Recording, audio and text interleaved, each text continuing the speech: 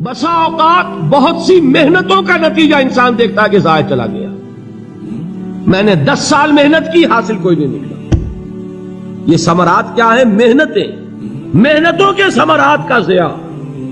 کوشش آپ نے کی، قسمت کی خوبی دیکھی ہے، ٹوٹی کہاں کمن، 2-4 ہاتھ جب کے لبے بام رہ گئے.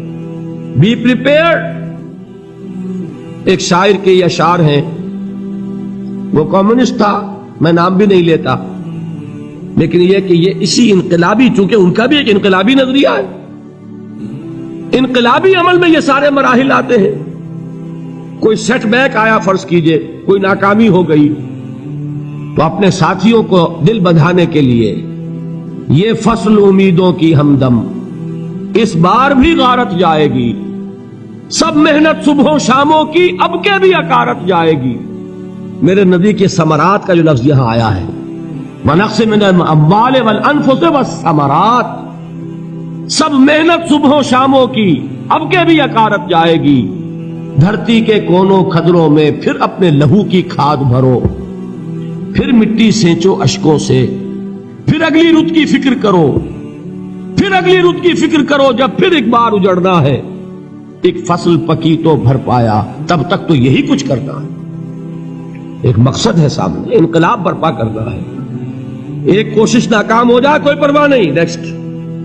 پھر تیار رہو ناکامی کے لیے. ایسا نہ ہو جو انگریزی میں کہتے ہیں hope for the best but be prepared for the worst. ایسا نہ ہو کہ دوسری مرتبہ ناکام ہو کے بددل ہو جاؤ، تمہاری ہمتیں جواب دے جائیں. نہیں، پہلے سے تیار رہو کہ دوسری مرتبہ بھی ناکامی آئے تو آئے، لیکن جب تک کہ کامیابی حاصل نہیں ہوتی ہمیں یہ کام کیے چلے جائیں. دیکھیے سیرت میں آیا کہ نہیں یہ واقعہ. بدر میں مسلمانوں کو فتح ہوئی تو احد میں زک پہنچی کہ نہیں؟ 70 صحابہ شہید ہوئے کہ نہیں؟ اگر ان کی ہمتیں جواب دے جاتی تو گاڑی کیسے چلتی آگے؟ تو فرمایا وَلَنَبْلُوَنَّكُمْ بِشَيْءٍ مِّنَ الْخَوْفِ وَالْجُوعِ وَنَقْصٍ مِّنَ الْأَمْوَالِ وَالْأَنفُسِ وَالثَّمَرَاتِ. ہم تمہیں لازم آزمائیں گے، خوف کی کیفیت سے، فقر و فاقے کی کیفیت سے، بھوک سے، جان کے نقصان سے، مال کے نقصان سے، محنتوں کے حاصل کے ضائع ہو جانے سے.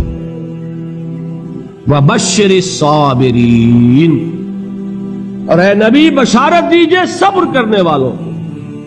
الَّذِينَ إِذَا أَصَابَتْهُمْ مُصِيبَةٌ، وہ کہ جب ان پر کوئی تکلیف آئے، کوئی مصیبت آئے، کوئی آزمائش آئے، قالوا انا للہ وانا الیہ راجعون، وہ یہ کہیں کہ ہم اللہ ہی کے ہیں، اللہ ہی کی طرف لوٹ جانا ہے.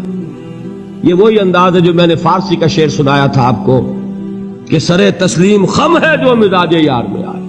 وہ ہمارا مولا ہے، ہمارا آقا ہے. اگر اسے یہی منظور ہے تو ہمیں بھی یہی منظور ہے. میں نے تسلیم و رضا کی بات کی تھی نا، آپ کو کچھ شعر سنائے تھے.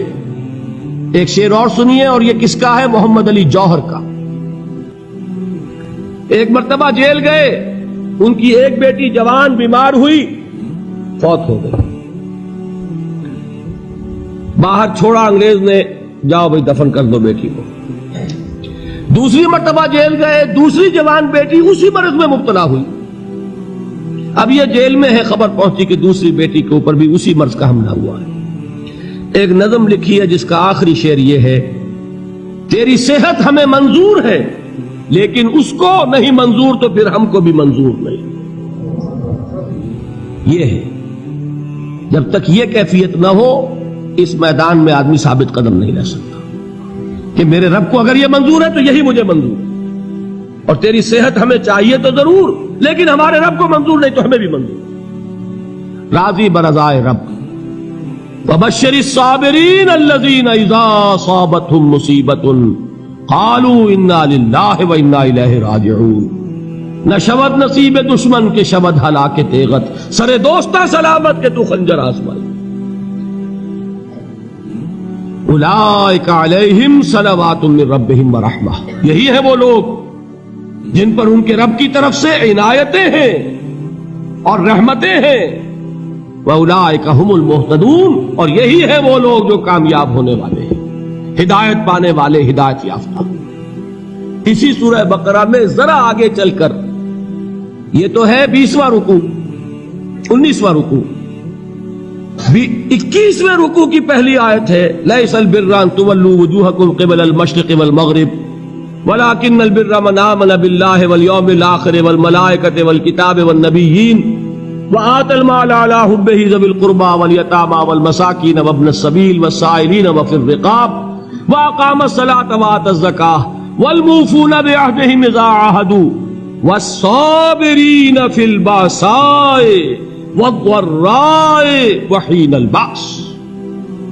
اب یہ آیت جو ہے سورۃ العصر میں جو مضامین آئے تھے سارے اس میں موجود ہیں.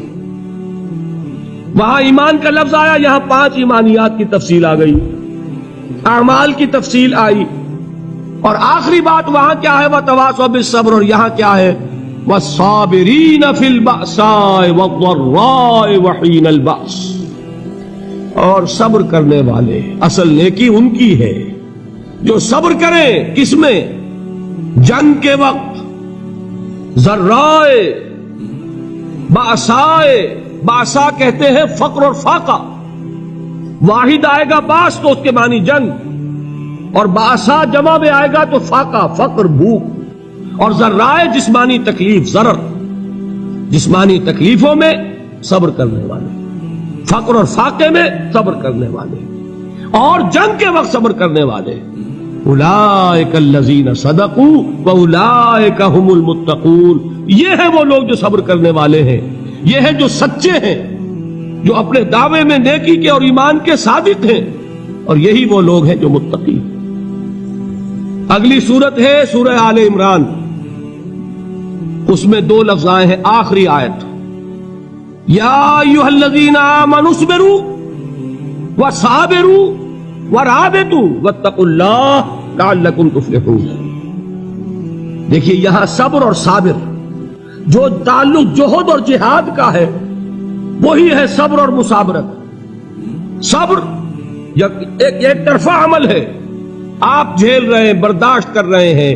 صبر علی المعصیہ, صبر علی الطاعہ, صبر علی الابتلاء, یہ سب کیا ہے صبر. اور مصابرت کیا ہے صبر کا صبر سے مقابلہ. یہ سورہ آل عمران اب وقت نہیں ہے, میں آپ کو سناتا اللہ تعالیٰ نے کیسے کیسے مسلمانوں سے کہا مسلمانوں تمہیں زک پہنچی ہے تو انہیں بھی تو پہنچی تھی. ان کے 70 نہیں مارے گئے تھے بدر میں, ان کے حوصلے جو ہیں وہ تو پست نہیں ہوئے, وہ اگلے سال آ گئے تم پر چڑھائی کر کے. تم کیوں اتنا برا مان رہے ہو؟ تمہارے دل اتنے زخمی کیوں ہو گئے؟ تمہیں تکلیف پہنچتی ہے تو انہیں بھی پہنچتی ہے. اپنی غیرت جو ہے ہمیں ذرا اس کا جائزہ لینا چاہیے. لوگ باطل نظریات کے لیے کتنی قربانیاں دے رہے ہیں, لوگ باطل چیزوں کے فروغ کے لیے کتنی محنتیں کر رہے ہیں. جیسا کہ میں نے ابھی کہا تھا اسی غیرت کو چیلنج کرنے کے لیے, ذرا آپ کی حمیت دینی کو جوش دلانے کے لیے. قادیانی نوجوان کتنی تعداد میں اپنے آپ کو دین کے لیے وقف کرتا ہے, اور آپ کتنے نوجوان ہیں جو اپنے آپ کو دین کے لیے وقف کرتے ہیں, اور ہوں وہ کھاتے پیتے گھرانوں کے لوگ. یہ نہیں ہے کہ اگر کوئی اور کام نہیں کر سکتا تو پھر یہ ہے کہ وہ دین کے کام میں لگ جائے. باصلاحیت لوگ, کھاتے پیتے لوگ, ذہنی استعداد رکھنے والے لوگ, اونچے گھرانوں کے لوگ, وہ وقف کریں اپنے آپ کو دین کے لیے. اس کے بغیر کیسے باہر آ جائے گی, کیسے رونق آ جائے گی؟ تو دنیا میں باطل نظریات والے جو ہیں یہ بات کہی گئی ہے مسلمانوں تم اگر توحید کے لیے لڑ رہے ہو, دیکھتے نہیں ابو جہل کو, اس نے گردن کٹوائی ہے شرک کے لیے, شرک کے لیے گردن کٹوائے, اور تم توحید کے لیے گردن کٹوانے کو تیار نہ ہو. اس نے گردن کٹوائی کہ نہیں کٹوائی؟ اور کس طرح کٹوائی ہے؟ کیونکہ بڑا متکبر قسم کا, فرعون قسم کا شخص تھا. جب گردن کاٹنے لگے تو کہتا ہے ذرا نیچے سے کاٹنا تاکہ جب تم نیزے کے اوپر چڑھاؤ میرے سر کو تو اونچا نظر آئے, معلوم ہو سردار کا سر. وہ بدبخت مرتے ہوئے بھی جو اس کی کیفیت تھی نا اس کو ذہن میں رکھیے. تو یہ اس لوگوں نے قربانیاں دی, جانے دی. تو فرمایا اگر تم ان سے زیادہ قربانی نہیں دو گے, یہ نوٹ کر لیجئے اس کو, مجرد اگر حق کو غالب کرنا اللہ کے ذمے ہو تو آنے واحد میں غالب کر دے گا, تمہیں تکلیف ہی دینے کی ضرورت نہیں. سمجھ رہے؟ کیا اللہ کے مقابلے میں کوئی باطل کی طاقت ٹھہر سکتی ہے؟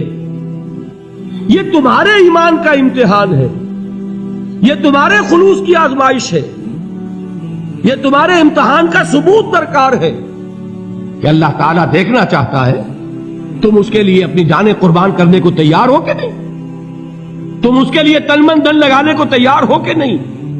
اور یہ جان لو کہ اگر کفار اور مشرکین اور ملحدین اور باطل نظریات والے وہ جو کچھ قربانیاں اپنے باطل نظریات کے لیے دے رہے ہیں ان سے زیادہ اگر تم نہیں دو گے تو حق غالب نہیں ہوگا۔ انہوں نے جو صبر کیا ہے اپنے باطل نظریات پر، اگر تم اس سے زیادہ صبر کا ثبوت نہیں دو گے اپنے اس حق پر تو حق غالب نہیں ہوگا۔ اس لیے فرمایا یا ایھا الذین آمنوا اصبروا وصابروا، نہ صرف یہ کہ صبر کرو بلکہ صبر میں اپنے دشمنوں سے آگے نکلو، ان کے صبر سے بڑھ کر صبر کرو۔ وَرَابِطُوا، مرابطہ کہتے ہیں چوکس رہنا، ہوشیار، پہرا دو، ایسا نہ ہو کہ دشمن جو ہے غفلت میں تمہارے اوپر کوئی حملہ جو ہے کر بیٹھے۔ وَاتَّقُوا اللَّهَ، اور اللہ کا تقوی اختیار کرو، لعلکم تفلحون، تاکہ تم فلاح پاؤ۔